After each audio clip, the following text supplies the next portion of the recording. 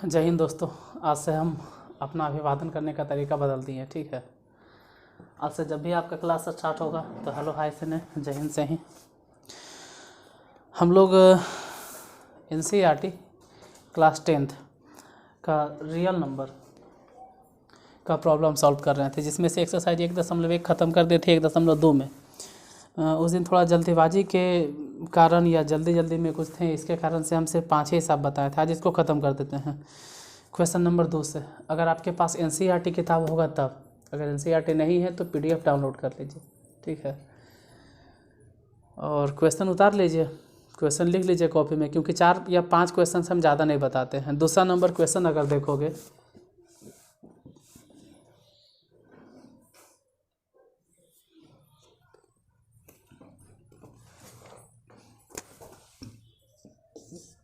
दूसरे number question को देखोगे सॉरी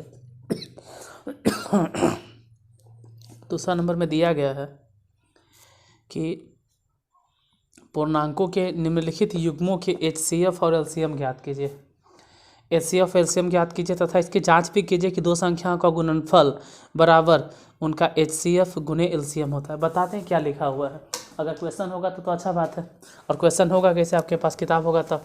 जैसे दूसरा के फर्स्ट नंबर जो क्वेश्चन है, पहले नंबर में है 26 और 91, पहला नंबर क्वेश्चन। दूसरा भी अगले देख लेते हैं। दूसरा नंबर जो क्वेश्चन है वो है 510 और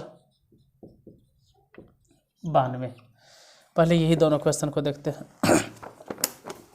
क्वेश्चन में कह रहा है कि निम्नलिखित युग्मों के HCF और LCM ज्ञात कीजिए।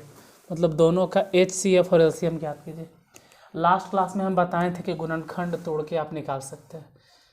तो HCF और LCM निकालने का आप मेथड जानते होंगे, बचपन में भी सीखे होंगे, उस तरीके से भी निकाल सकते हैं। तो और भी तरीका है, जैसे कि थोड़ा सा स्टैंडर्ड वे में अगर देखें, क्योंकि 10th क्लास के आप स्टूडेंट हैं, तो अभाज्य गुणनखंड विधि से हम चेक कर लेते हैं।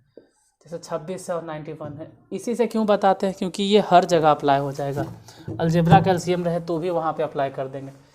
पहले हम 26 को लिखेंगे 2 से, 13 दूनी 26। अब हम नहीं तोड़ सकते, मतलब 26 को ऐसे लिखा जा सकता है 2 गुने 13, 26 को इतना लिख सकते हैं। उसी तरह से 91 को हम लिख सकते हैं 7 से, 13 से 91, मतलब 91 को लिखा जा सकता है 7 गुने 13, इतना लिखती है। अगर इन दोनों का HCF चाहिए, HCF ऑफ 26 एंड 91, मतलब 26 एंड 91, तो HCF क्या होगा। HCF अगर हिंदी में देखोगे ना, तो हिंदी में बोलते हैं मतलब महत्तम समापवर्तक, म से महत्तम समापवर्तक। तो HCF जब भी चाहिए तो सिर्फ इतना देखो कि दोनों में क्या मिल रहा है। अगर HCF पूछेगा तो दोनों में क्या मिल रहा है, दोनों में जो मिल रहा है वो हो जाएगा आंसर 13। HCF हो गया, बस यही। लेकिन अगर LCM कहेगा, LCM कहेगा कि 26 और 91 का LCM बताइए।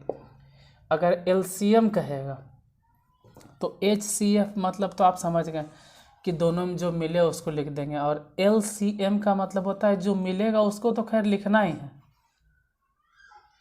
उसको तो लिखना ही है, क्योंकि लोएस्ट कॉमन मल्टीप्लिकेशन उसको तो लिखना ही है। साथ ही साथ जो भी बच गया, जैसे बच गया क्या यहाँ से 2, तो 2 भी लिखो, और उसमें से क्या बच गया 7, तो इस 7 को भी लिखो, और ये सबको गुना उना कर दीजिए। जितना आ जाएगा ना वही आंसर हो जाए। जैसे 13 दूनी 26, 26 सते जो भी गुना करके आ जाए, 13 दूनी 26, 26 सते कितना होता है, 26 सते 26 5 30 से, 26 56 से, 26 सते 82 से 182, इतना आ गया। अब सत्यापन क्या करना होगा, सत्यापन क्या करना है, तो सत्यापन में होता है कि दो संख्याओं का गुणनफल, दो संख्याओं का गुणनफल बराबर उनका लहसा गुने महसा। अब दो संख्याओं का गुणनफल, तो दो संख्या है कितना कितना ये सोचना है। दो संख्या कौन कौन है, एक संख्या है 26 से न था, एगो 26 है, दूसरा कितना 91 है। तो दो संख्याओं का गुणनफल मतलब 26 गुने 91, और बराबर में उनका लहसा गुने महसा। लहसा और महसा को गुना करो तो 26 और 91 का लहसा कितना निकला है, मतलब LCM कितना आया, तो LCM आया 182, और महसा कितना है, महसा है 13। इसको गुना कर लीजिए, दोनों गुना करके देखोगे, जैसे 26 और 91 अगर गुना करेंगे, 26 और 91 अगर गुना करेंगे तो 26 और 91 जितना गुना करके आएगा उतना ही 182 और 13 गुना करके आएगा। अब कितना आएगा 26 और 91 गुना करके और 182 और 13 गुना करके, ये दोनों गुना करेंगे तो कितना आएगा? ये तो खैर आपका काम है, ये दोनों दूसरा के फर्स्ट में गुना करके कितना आएगा वो तो आप ही बता सकते हैं ये कितना आएगा। आप कमेंट बॉक्स में आप बताइए, हम आपका आंसर देखेंगे। इसका आंसर हम कमेंट बॉक्स में चेक करेंगे, गुना करके आता कितना है ये तो आप ही बता सकते हैं, क्योंकि हमको तो गुना आता नहीं है। सेकेंड नंबर क्वेश्चन पे, दूसरे पे आते हैं। 510 और 92, 510 है और इधर 92, फिर वही कहानी है कि दोनों को तोड़ दो। पहले 2 से लगा, 2 से लगाएंगे, 2 से 2 दूनी 4, 5 दूनी 10 और फिर 5 दूनी 10, फिर ये भी लगा 2 से लगाएंगे तो कई बार में लगेगा 46, 45, 46 दूनी 92, फिर 2 से लगाइए तो ये हो जाएगा 23 दूनी 96।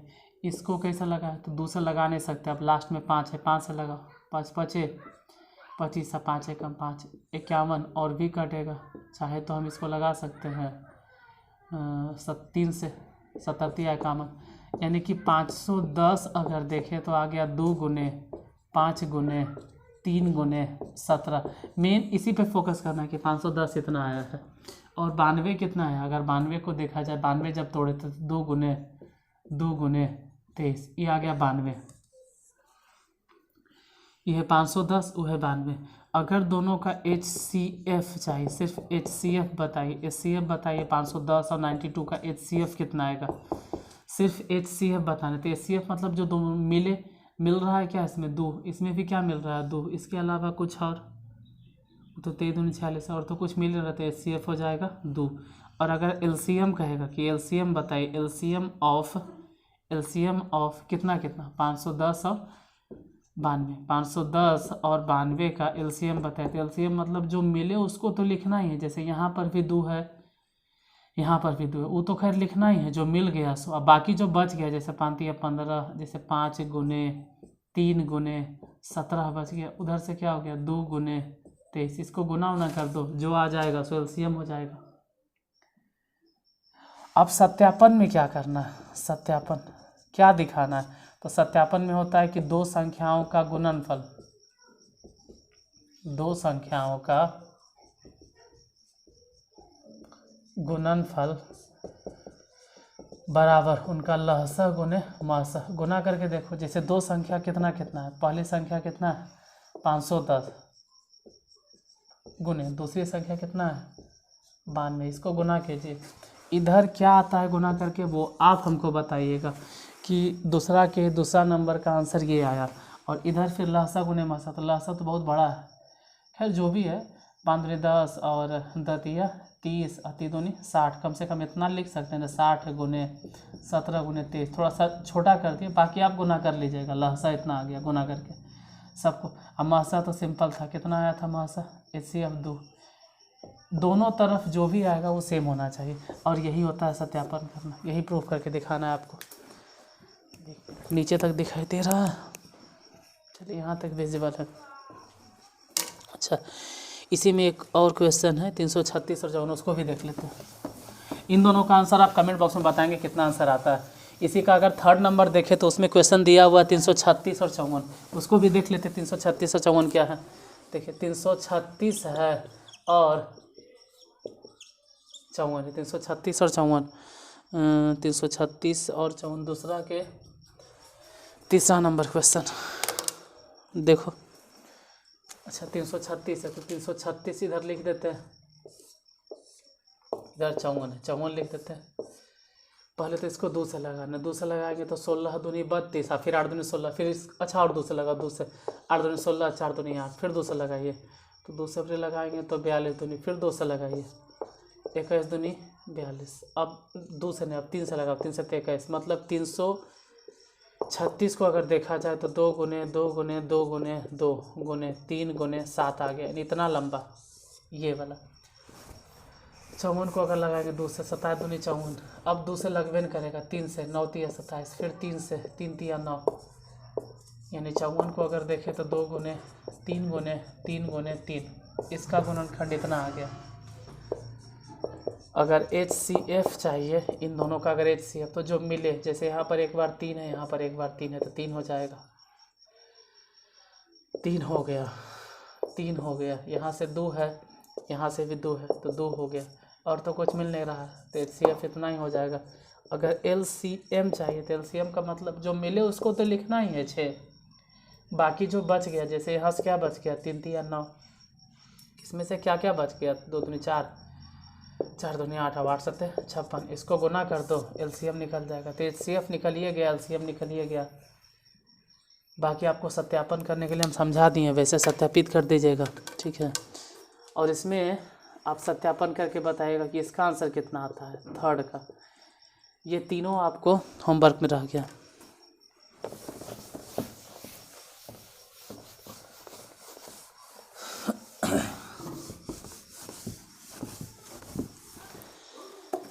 आपके लिए जो होमवर्क दिया गया है वो आंसर आप ऐसे लिखिएगा, जैसे कि दूसरा के फर्स्ट का आंसर, दूसरा के सेकेंड का आंसर, दूसरा के थर्ड का आंसर। हमको मालूम है, ठीक है, कि ऑफलाइन ऑनलाइन हमको मालूम है कि बोल देंगे किसी को असर नहीं पड़ेगा, लेकिन जो भी आंसर बताते हैं कम से कम जो एक्टिव स्टूडेंट हैं, जैसे आप 10th क्लास का स्टूडेंट या 9th क्लास के, तो आपको मालूम होगा कि एक्टिव सिटीजन और पैसिव सिटीजन क्या होता है। तो वहाँ कहने सिर्फ नहीं होगा, यहाँ पर भी आपको एक्टिव रहना होगा।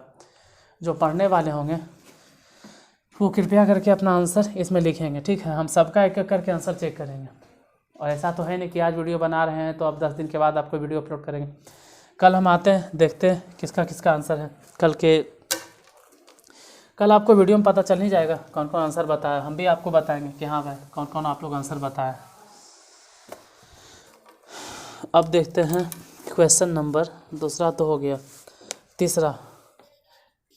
तीसरा में जांच पाँच नहीं करना है, सिंपल कह रहा है भाज्य गुणनखंड विधि द्वारा निम्नलिखित पूर्णांकों के HCF और LCM ज्ञात किए। जैसे फर्स्ट नंबर क्वेश्चन है 12, 15 और 21, चलो इसका तो निकाल लेंगे।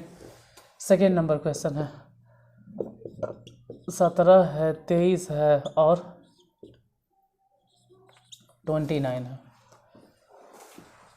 थर्ड नंबर क्वेश्चन है 8 है, 9 है और 25 है। HCF निकालना आसान होता है क्योंकि उसमें जो मिले सो लिख दो, लेकिन LCM में थोड़ा सा मेहनत होता है। मिले सो लिखो, जो नहीं मिले उसको गुना करो। जैसे 12 है तो पहले 12 का गुणनखंड निकालेंगे, 15 का गुणनखंड निकालेंगे, 21 का गुणनखंड। 12 को कैसा लगाए, 2 से लगाएंगे, 6 दूनी 12, फिर लगाएंगे 2 से, 2 3 या 6, यानी 12 को अगर देखें तो 2 गुने 3, 12 तोड़ दिया। 15 को अगर तोड़ेंगे तो 3 बचे 15, यानी 15 को देखें तो 3 गुने 5, 15 को तोड़ दिए। 21 3 से लगाएंगे, 3 से 21, यानी 21 को अगर देखें तो 3 गुने 7 हो गया। अब अगर HCF चाहिए तो तीनों में जो मिले उसको लिख देंगे। तीनों में HCF अगर बताना, तीनों में जो मिलेगा, तीनों में क्या कॉमन है, इसमें तीनों में 3 है तो 3 हो गया HCF, और तीनों में कुछ नहीं मिल रहा। अगर LCM बताना है तो तीनों में जो मिले पहले उसको लिखो, पहले जो तीनों में मिल रहा है तो 3, फिर देखना है कि 2 गो में कुछ मिल रहा है, 2 गो में भी, तो यहाँ तो 2 गो में भी कुछ नहीं मिलने वाला है, इन दोनों में भी नहीं कुछ। तो बाकी जो बच गया, जैसे यहाँ से 4 बच गया उसको लिख दीजिए, बाकी यहाँ से 5 बच गया लिख दो, यहाँ से 7 बच गया लिख दो, और ये सबको गुना कर दो। और ये सब गुना करके कितना आएगा, अगर आप रियल में देख रहे हैं, समझ रहे हैं, तो गुना करके इसका भी आंसर बताओगे कि तीसरा का पहला क्या होगा। तो पहले 3 क्वेश्चन होमवर्क में ये वाला 17, 23, 29, इसको तोड़ते हैं। 17 है, 23 है, 29, हम जानते हैं कि तीनों के तीनों, ना 17 ना ही 23 ना ही 29 किसी से नहीं लगेगा, ये तीनों अभाज्य संख्या है। तो अगर HCF का है तो तीनों में कुछ मिल ही रहा है, नहीं मिल रहा है तो HCF 1 हो गया। अगर LCM चाहिए तो 17 किसी से कटेगा है नहीं, 23 किसी से कटेगा है नहीं, 29 भी किसी से, तो LCM का है तो 17 गुने 23 गुने 29। अब आप कैसे गुना कीजिएगा ये नहीं जानते, ये गुना करके इसका आंसर आप कमेंट बॉक्स में बताएंगे कितना आता है। इतना तो है नहीं कि आपको गुना नहीं आता होगा, और अगर गुना नहीं आता है तो अगले साल आप पढ़ोगे, और क्या। 8 9 25, 8 है, 9 है और 25 है, ये तीनों का गुणनखंड तो होगा, जैसे 8 को तोड़ेंगे 2 चके 8, फिर 4 को हम भागा देंगे 2 से, 2 दूनी 4, तोड़ तो दिए 8 को, 2 गुने 2 गुने 2, लेकिन इस बार तीनों में कुछ भी नहीं मिलेगा। जैसे 9 है तो 3 से लगा दिए, 3 तिया 9, तो 9 को हम लिख दिए 3 गुने 3, 25 को 5 से लगा दिए, 5 5 25, मतलब 25 को हम लिख दिए 5 गुने 5। तो HCF के मतलब होता है कि तीनों में मिले, तो इस बार तीनों में कुछ भी नहीं मिल रहा है, तो HCF 1 हो गया। और जिसका HCF 1 हो गया, एलसीएम देखते हैं कि कम से कम दोनों में कुछ मिले, इसमें और इसमें, दोनों में कुछ भी नहीं। अच्छा, इन दोनों में तो भी नहीं, शुरू वाला अंतिम वाला में कुछ नहीं। तो जब नहीं मिले तो लिखो ना कि 8 गुने 9 गुने 25, सबको गुना कर दो। तो 3 गो पहले होमवर्क था, 3 गो ये वाला होमवर्क है, 6 क्वेश्चन का आंसर आप हमको बताएंगे कितना आता है।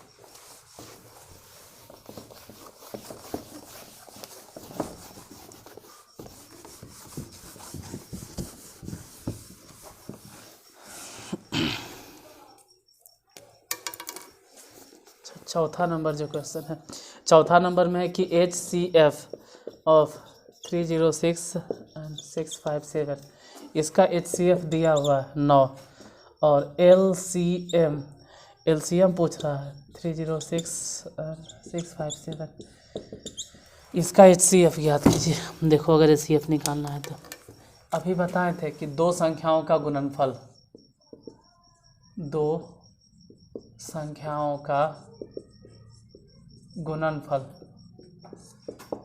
बराबर उनका लहसा गुने महसा, ऐसा बोले थे। दो संख्या है कितना कितना, 306 है और गुने 657 है, लहसा और महसा। तो लहसा तो निकालना ही है, LCM तो निकालने हैं, महसा दिए हुए, मतलब HCF दे ले है 9, हालांकि जो 9 इधर गुना है उसको इधर भेजेंगे, तो LCM ये ऐसे हो जाएगा 306 657 और बटा 9। तो LCM कितना हो गया, 9 से इसको काट दो, 9 7 63, यहाँ से 2, या कि 9 3 27, यानी कि 306 और गुने में 73, इन दोनों को गुना कर लो, जितना भी आ जाएगा वही हो जाएगा LCM। तो चौथा नंबर भी क्वेश्चन आप ही कर रहा है कि आप गुना करके आंसर बताएंगे कितना आता है गुना करके।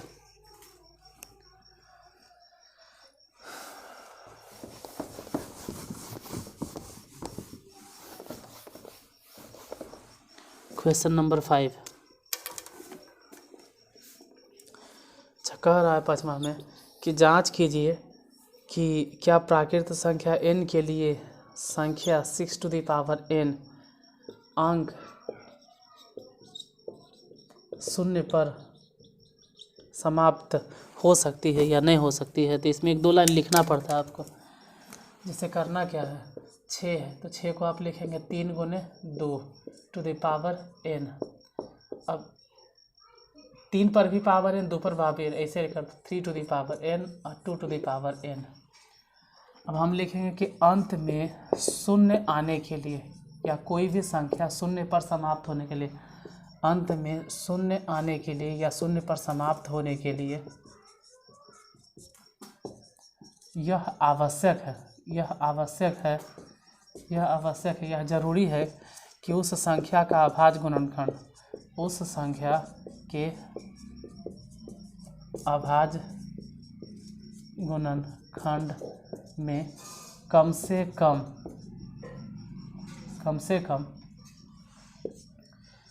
कम 1 2 हो और 1 5 हो। मतलब कम से कम एक बार 2 होना चाहिए और कम से कम एक बार 5 होना चाहिए। जबकि यहाँ पर तो 2 है लेकिन 5 है ये नहीं है, जो कि इस संख्या में नहीं है। अतः हम कह सकते हैं कि यह संख्या कभी भी 0 पर समाप्त नहीं होगा। 0 पे तभी समाप्त होता है जब 2 के साथ साथ 5 हो। यहाँ 2 तो है लेकिन 3 है, 2 है 3 है कोई बात नहीं, 3 रहे चलेगा। यहाँ कह रहे हैं कि कम से कम एक बार 2 हो और कम से कम एक बार 5 हो। अगर 2 उसमें 20-25 बार आ गया और 5 आ गया 1 करोड़ बार, कोई बात नहीं, कम से कम एक बार 2 हो और एक बार 5 हो। कम से कम एक बार रहे, उससे ज़्यादा बार रहे चले। यहाँ तो 2 है लेकिन 5 है ये नहीं है, एक बार भी कम से कम होना चाहिए। तो ये तो खैर शून्य पर समाप्त होने वाला है नहीं।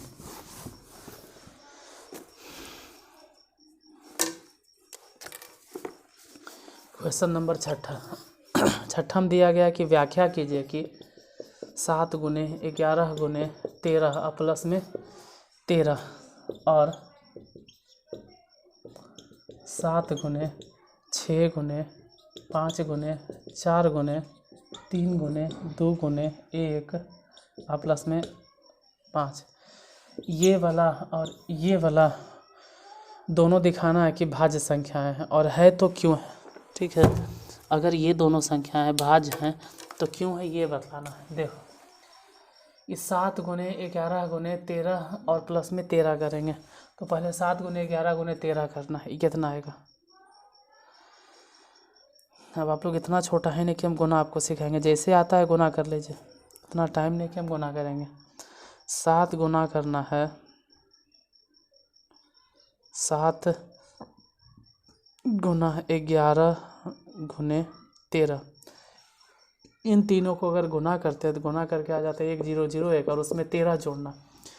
अब 13 जोड़ना है, 13 जोड़ लीजिएगा, 3 1 हो जाएगा 4, 1 1 1 हो जाएगा, 0 0 1। हम गुना उना सिखाने नहीं हैं, आप गुना कर लीजिएगा, जैसे यही वाला गुना करना है। अब इसी में अगर गुना करना है तो 7 गुने, ठीक है, 6 गुने 5 गुने 4 गुने 3 गुने 2 गुने, सबको अगर गुना कर देंगे तो 50 40 आ जाएगा, और प्लस में है 5, इतने आ जाएगा। गुना उना करके देख लीजिएगा, ठीक है, जितना भी आ जाए। इस सबको जोड़ेंगे तो 5 45। अब ये दोनों संख्याएं भाज्य क्यों हैं ये समझाना। ये दोनों संख्याएं भाज्य हैं तो क्यों हैं। भाज्य संख्याएं किसे कहते हैं, जिन्हें दो अभाज्य संख्याओं के गुणनखंड के गुणनफल के रूप में लिखा जा सके। जैसे यही वाला देखें, तो इसका गुणनखंड इस तरह से किया जा सके कि दो अभाज्य संख्याओं के गुणनफल के रूप में हो। तो क्या इसको लिख सकते हैं कम से कम 2 अभाज्य संख्याओं के गुणनफल के रूप में। तो इसको 2 लिख दिए, मतलब 2 इधर लिख दिए, तो 2 से भागा देने के बाद जाएगा 5 और 0 7। अब इससे ज़्यादा नहीं तोड़ना इन्हें, कि आप इससे ज़्यादा तोड़ने लगे। 2 गुने 504 काफ़ी है, ठीक है। इसके बाद टूटता होगा छोड़ देना है, उन्हें लिखना है। इसके बाद लिख देना है कि हम जानते हैं, इसके बाद आपको कुछ करना नहीं, हम जानते हैं भाज्य संख्या। भाज्य संख्या क्या होता है, वैसी संख्या जिसे 2 या 2 से अधिक अभाज्य संख्याओं के गुणनफल के रूप में लिखा जा सके। 2 या 2 से अधिक अभाज्य संख्याओं के गुणनखंड के गुणनफल के रूप में लिखा जा सके। इसके पीछे ज़्यादा नहीं जाना, रूप में लिखा जा सके कि क्या लिखे हैं, लिखा जा सके। मेन समझने पर ध्यान देना है कि हम मतलब क्या बोल रहे हैं। इसको तोड़ दिए हैं ना, जैसे 17 को आप तोड़ सकते हैं। कोई कहेगा 17 तोड़ देंगे सर, 17 गुने 1। अरे तो 17 तो मान लेते हैं कि अभाज्य संख्या, लेकिन एक अभाज्य संख्या नहीं है। एक ऐसी संख्या है जिसे ना तो हम भाज्य कहते हैं और ना ही अभाज्य कहते हैं, याद रखिएगा। क्योंकि एग्ज़ाम में क्वेश्चन आता है कि एक कौन सी संख्या है, भाज्य है, अभाज्य है या वास्तविक है, या इनमें से कोई नहीं। तो पता नहीं आप क्या टिक मारिएगा। अगर भाज्य अभाज्य दे दिया, ऐसे दे दिया कि भाज्य है अभाज्य, तीसरा हम कह देगा ना तो भाज्य है ना ही अभाज्य है, तो आपको समझ में नहीं आएगा। और कहिएगा एक अभाज्य, एक अभाज्य नहीं है, एक अभाज्य संख्या नहीं है, तो एक भाज्य संख्या भी नहीं है। क्यों? क्योंकि अभाज्य संख्या का डिफिनेशन होता है कि वह 2 संख्याओं से कटे, एक तो खुद से और एक से, मतलब 2 संख्याओं से कटे। एक अभाज्य संख्या नहीं है, क्योंकि एक से तो कटता है, लेकिन खुद से तो खुद मतलब 1 से कटता है। अरे एक ही संख्या से कटता है, 2 संख्याओं से कटना चाहिए, तो एक अभाज्य संख्या नहीं है। तो 1014 को हम लिखे हैं 2 गुने 504। और भी तोड़ सकते थे लेकिन तोड़ेंगे नहीं, जैसे यही वाला है, इसको भी 2 हिस्सा हम तोड़ेंगे। चाहे तो 2 से ज़्यादा तोड़ सकते, लेकिन हमको तोड़ना नहीं, सिर्फ 2 ही हिस्सा हम तोड़ते हैं। 5 से लगाते हैं, 5 दहे के 50, 0 5 45।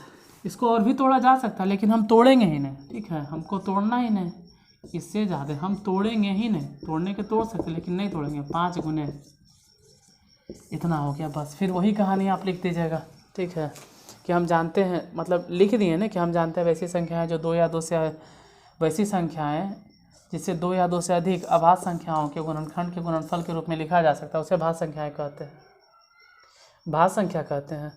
या अगर अभाज्य लिखोगे तो वैसी संख्या जो 1 से और खुद से कटे, उसे यहाँ पर लिखिएगा कि ये जो संख्याएं हैं ये 2 अभाज्य संख्याओं के गुणनखंड के गुणनफल के रूप में लिखा गया है, इसलिए ये भी संख्याएं क्या है, भाज्य है। तो टारगेट तो था कि 2 से लेकर 7 तक बताएंगे, लेकिन 2 से लेकर 6 तक आया है।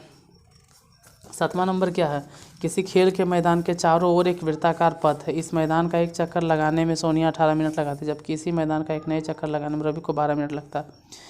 मान लीजिए कि वे दोनों एक ही स्थान से ही चलना प्रारंभ करते हुए पुनः एक ही स्थान पर कितने समय बाद पुनः मिलेंगे। तो एक चक्कर लगाने में 18 मिनट लगता है, और दूसरा के फिर से दोबारा चक्कर, मतलब एक चक्कर लगाने में 12 मिनट लगता है। एगो 18 मिनट, दूसरा 12 मिनट, एगो 18 मिनट, दूसरा 12 मिनट, मतलब एगो पहला चक्कर लगा लिया 18 मिनट हो गया, दूसरा फिर एक चक्कर लगा लिया उसको 12 मिनट हो गया। फिर दूसरा जो है, मतलब पहला आदमी मान लो एगो ए है और एगो बी है, राम और सीता है, मान लो सोहन और मोहन है। सोहन 18 मिनट में एक चक्कर लगाता है और मोहन 12 मिनट में एक चक्कर लगाता है।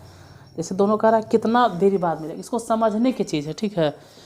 ऐसे अगर रटने वाला रहे कोई, या आपको लगता है कि रट लेंगे, तो जब भी ऐसा क्वेश्चन आ जाए कितना देरी बाद मिलेगा तो एलसीएम निकाल लीजिएगा।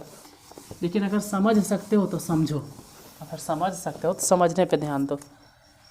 जैसे मान लो कि ये सर्कुलर पाथ है, ठीक है, ब्लैक कलर इस्तेमाल कर लेते हैं और एक ब्लू कलर इस्तेमाल कर लेते हैं। ब्लू पेन की तरफ है, ब्लू पेन इस्तेमाल करें। देखिए ब्लैक पेन से राम चल रहा है, ठीक है, मान लेते हैं कि राम है,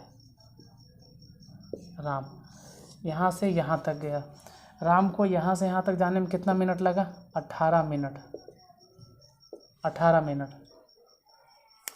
और ऐसे नहीं बोलेंगे, सर्कुलर नहीं बोलेंगे, एक चक्कर लगाता 18 मिनट में। जैसे राम यहाँ से चलते चलते यहाँ आ गया, टाइम बीत गया कितना, राम को या श्याम को, किसी को भी लगाओ, आप किताब देखोगे तो समझ में आ जाएगा, उसमें दिया गया है। हम डायरेक्ट आपको कॉन्सेप्ट समझा रहे हैं कि राम को एक चक्कर लगाने मान लो कि 12 मिनट लगा, मान लेते हैं कि 12 मिनट लगा, या सपोज दैट राम को 12 मिनट है, राम को 18 मिनट लगा, राम को 18 मिनट लगा, और जो श्याम था ना वो 12 मिनट में पहुंच गया। श्याम पहुंच गया कितना मिनट में, 12 मिनट में। और अगला चक्कर जो है श्याम जैसे 12 मिनट में एक चक्कर लगा रहा, श्याम 12 मिनट में एक चक्कर लगा रहा, ठीक है। 24 मिनट में दो चक्कर लगा दिया, और 36 मिनट में 3 चक्कर लगा लिया। मतलब कि 12 मिनट लगा, यहाँ से स्टार्ट किया था, राम और श्याम दोनों चलना एजे से स्टार्ट किया था। तो 12 मिनट में क्या हुआ कि राम यहाँ पहुँच गया, लेकिन श्याम नहीं पहुँचा, श्याम अभी पीछे है, पीछे वो चक्कर लगा रहा है, पीछे भी चक्कर लगा रहा है, और श्याम को यहाँ पहुँचने में लग गया 18 मिनट। तो जब तक श्याम एजा पहुँचता है ना, तब तक राम आगे भाग जाता है, राम एजा आ जाता है। मान लो अबरी राम एजा आ गया, तो अबरी राम एजा आ गया, श्याम अभी चलने शुरू कर रहा है, श्याम धीरे धीरे चल रहा है, फिर राम एजा पहुँच जाता है, राम यहाँ पहुँच जाता है, राम एजा पहुँच भी गया, और श्याम अभी बहुत पीछे है, ठीक है। फिर राम तीसरा चक्कर पूरा कर लेता है, तब तक राम यहाँ पर धीरे धीरे जाकर पहुँचता है। मतलब राम को पहला जब चक्कर लगा तो पहले चक्कर लगाने में कितना मिनट लगा, 18 मिनट। राम 18 मिनट में पहुँचा, लेकिन जब पहले चक्कर में राम पहुँचा तो देखा रे वहाँ श्याम तो है ही नहीं। या फिर मान लो 2 लड़का था ए और बी, तो पहला लड़का तो वहाँ से भाग गया जब तक कि पहुँचा, अरे वो आगे भाग गया, ये पीछा करता, पीछे करेंगे, जब तक वो पीछा करता तब तक जो आगे से जा रहा था ना A4 आगे, वो भनभनाल यहाँ पहुँच जाता है। अब बेचारा पीछे वाला जो है ना वो देखते रहता, अच्छा आ रहे धीरे धीरे, जब तक कि दूसरा चक्कर पूरा करता है ना, जब तक कि जब पहुँचे वाला है तब तक जे आगे में था वो फटफटा लेदम आता है, तीसरा चक्कर लगाता है, 3 चक्कर। ये 3 चक्कर लगा लिया, अब भी 2 चक्कर लगा लिया। ये 1 चक्कर कितना देर में लगा रहा था? 12 मिनट में। तो दूसरा चक्कर लगाने में 24 मिनट, तीसरा चक्कर लगाने में 36 मिनट, मतलब 36 मिनट में ये चक्कर कंप्लीट किया। कई चक्कर लगाया ये मैटर नहीं करता है कितना चक्कर लगाया, लेकिन 36 मिनट में पूरा कर लिया। 3 चक्कर अपना ये कंप्लीट किया। यहाँ पर आके झंडा तीसरा बार गाड़ दिया। ऐसा नहीं है कि बीच में कहीं रसैया में फसल है, जैसे एगो होता है ना कि यहाँ पहुँच गया और अगला एजा अटक गया। नहीं, 36 मिनट पे आगे जो दौड़ रहा था वो भी पहुँचल है। मान लो राम पहुँचल है और 36 मिनट में श्याम भी एजा पर पहुँचल है। दोनों 36वां मिनट जब होता है तो दोनों पहुँचल है, लेकिन फ़र्क यही है कि राम जो है वो 3 चक्कर लगा लिया, श्याम मात्र 2 चक्कर लगाया। तो ये भी कहाँ समझ में आया सर? तो नहीं, जिसको समझ में आया है वो एक काम करोगे कि 1 चक्कर कितना देर में लग रहा है? 12 मिनट में। और दूसरा आदमी जो है 1 चक्कर कितना देर में लगा रहा है? 18 मिनट में। तो दोनों का एलसीएम निकाल लेना। 2 से 6 दूनी 12, 9 दूनी 18, फिर 3 से 3 दूनी 6, 3 तिया 9। अब जो बचेगा 2 गुने 3 गुने 2 गुने 3, इसको गुना कर देना। गुना करोगे तो गुना करके आ जाएगा 36 मिनट। यानी कितने देरी के बाद दोनों मिलेगा? तो 36 मिनट के बाद। हाँ, ये 36 मिनट में अलग बात है कि राम जो है 3 चक्कर लगा चुका है, लेकिन जो पीछे वाला आदमी था श्याम, वो मात्र 2 चक्कर लगाया। तो एक्सरसाइज 1.2 जितना बोले तो उतना ख़त्म कर दिए। और जो हम बोले हैं कि आप आंसर बताएंगे, प्लीज़ कमेंट बॉक्स में आप आंसर लिख के आप दीजिएगा कितना आता है। बाकी हम कल देखें किसका किसका आंसर आया है, और कल के वीडियो में उसका नाम भी हम लेंगे कि जो आंसर बताया है। फिर कल एक्सरसाइज 1.3 के लिए मिलते हैं कल। अगर वीडियो अच्छा लगा हो तो अपना काम कीजिएगा।